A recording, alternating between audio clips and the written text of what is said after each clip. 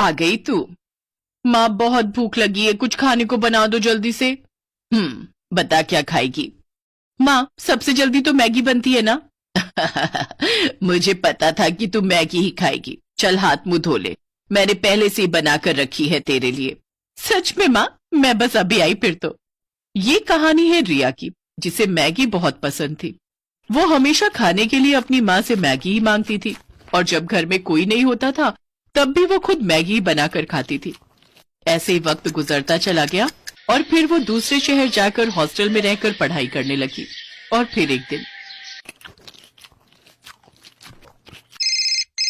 Hello रिया, क्या कर रही है? कुछ नहीं माँ, बस नाश्ता करके कॉलेज जा रही हूँ। अरे वाह, क्या बना है नाश्ते में? वो माँ, मैंने मैगी ही बनाई होगी। हाँ माँ, थोड़ी देर हो रही थी तो मैंने सोचा कि मैगी ही बना लूं।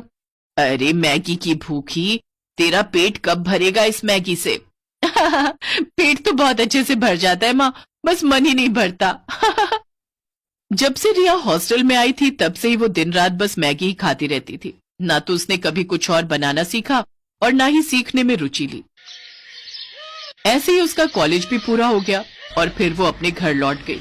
फिर एक दिन, सुन जल्दी तैयार हो जाना, ठीक है? क्यों, क्या हुआ? कहीं जाना है क्या? अरे पगली, बताया तो था आज लड़के वाले आ रहे हैं तुझे देखने। क्या माँ, मुझे अभी शादी नहीं करनी।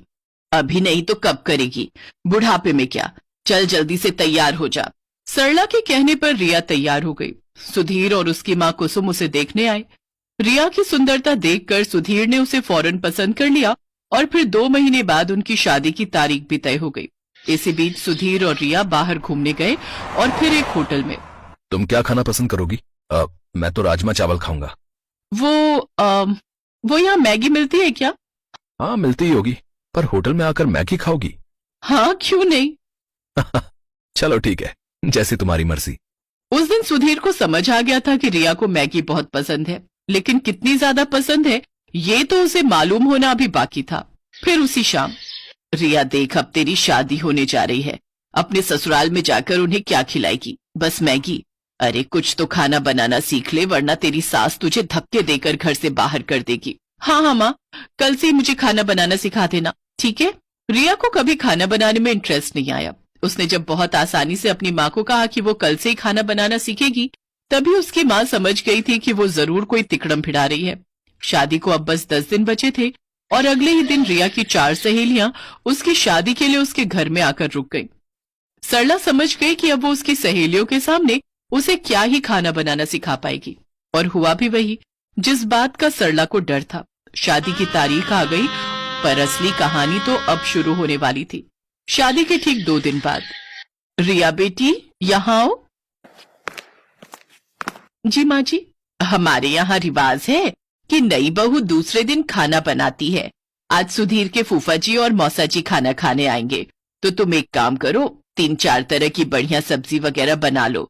अगर तुम कहो तो मैं लग जाती हूँ तुम्हारे साथ। नहीं नहीं माँ जी, मैं कर लूंगी। रिया ने उस वक्त तो अपनी सास को हाँ बोल दिया, लेकिन अब उसकी हालत खराब हो रही थी, क्योंकि बचपन से उसने मैगी के अलावा कुछ और बनाना सीखा ही नहीं था। वो किचन में गई और झट से अपना फोन खोला और अलग अलग रेसिपीज खोलने लगी। उसने तय किया कि वो फोन से देखकर 3-4 तरह की डिश बना लेगी। उसने खाना बनाना शुरू किया, लेकिन कुछ ही देर में उसके पसीने छूट गए। चावल जल चुके थे, मटर पनीर में मटर तो थे पर पनीर पूरा घुल चुका था, कढ़ी कच्ची थी और भिंडी में नमक तेज हो गया था। रिया समझ गई कि आज उसकी शामत आने वाली है। तभी बाहर से उसकी सास की आवाज आई, बेटा रिया, खाना बन गया हो तो ले आओ, सब लोग इंतजार कर रहे हैं। उसने झट से बर्तन गैस पर चढ़ाए और उनमें पानी उबलने के लिए रख दिया, और ठीक 10 मिनट बाद वो खाने की टेबल पर उन्हीं बर्तनों को लेकर आई।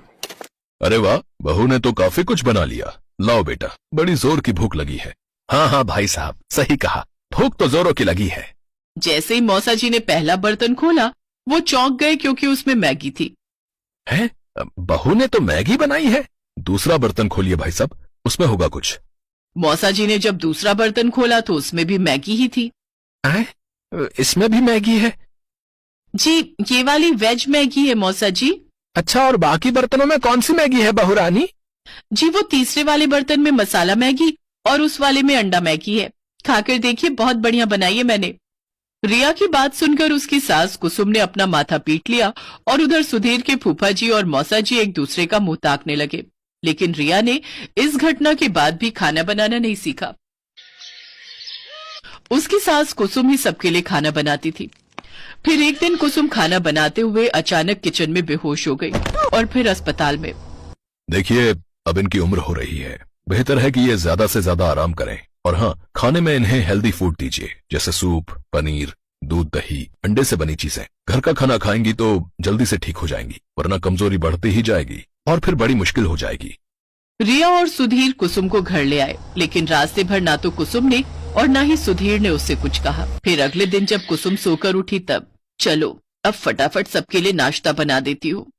जैसे ही कुसुम किचन में जाने लगी तभी रिया उसके पास आई। उसके हाथों में पराठे और सब्जी थे और आंखों में आंसू। पराठे जले हुए थे और सब्जी कच्ची थी। कुसुम ने मुस्कुराकर रिया के सिर पर हाथ फेरा और बोली, कोई बात नहीं बेटा, ऐसा करो, मेरे लिए कुर्सी डाल दो रसोई में, मैं बताती जाऊंगी और तुम बनाती जाना, फिर देखना सब ठीक से बनेगा। उस दिन से कुसुम रिया को हर रोज खाना बनाना सिखाने लगी और रिया भी अब दिल लगाकर सीखने लगी।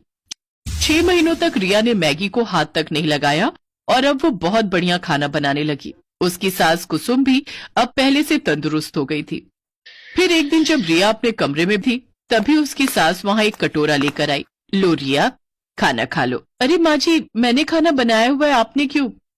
अरे मैगी बनाई है तुम्हारे लिए, मुझे भी तो तुम्हारा थोड़ा ख्याल रखना चाहिए ना।